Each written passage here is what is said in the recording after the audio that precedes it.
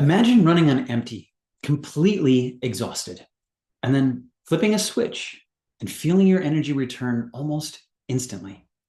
Now, this has been the case reported to me by many clients when we get the support for them just right.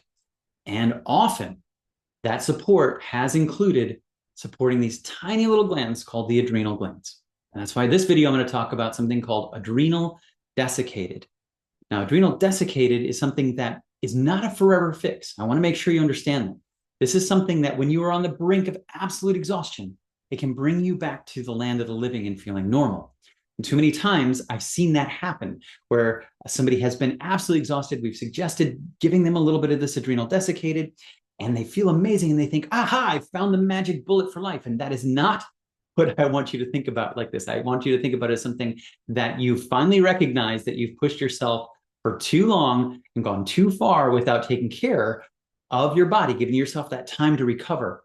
And this can help you get back to a space in which you can start making decisions that are going to support your life overall and your longevity better.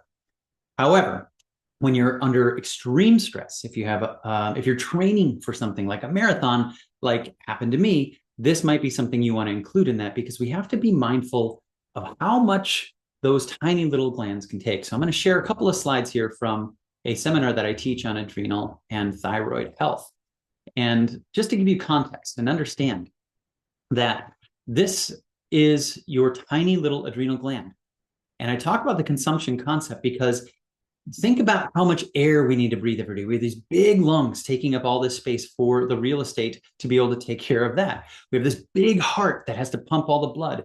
We've got this big liver. We've got these big kidneys to handle all the water. We have these tiny little adrenals that should only be used in proportion to the amount of real estate that they have in the body. But unfortunately, we tend to use them a lot more than that because we're always running from a lion. There's a great book called Why Zebras Don't Get Ulcers by Robert Sapolsky. He's this genius grant recipient, MacArthur Genius Grant recipient, and professor of biology at Stanford University at the time that he wrote this. And he talks about this, that when in nature, we would have those adrenal glands go into work for us when imminent danger was there. And when the danger was gone, we would go back into this rest and digest phase.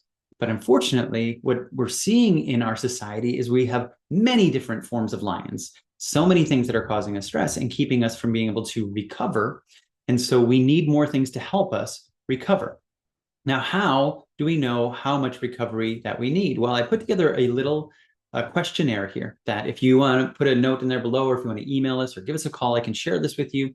It's just going to ask you a few questions about where you're at to help you understand, because there are phases to this. We want to figure out whether or not you're in that phase where you need the adrenal desiccated, or maybe there's some other things. And I'll go over those in part 2 and part 3 of this series.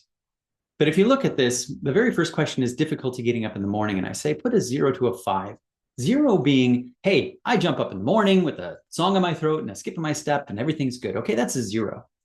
If it takes a stick of dynamite to get you out of bed in the morning, that's a 5, right? And so when you go through these, you can start to give yourself an idea of just how much you have been ignoring those tiny little adrenal glands and what you can do to hopefully bring them back online. Now, there's a lot of great herbs, and I'm going to put some information below about some herbal combinations that you may want to investigate that would pair really well with this to get you out of that exhaustion phase.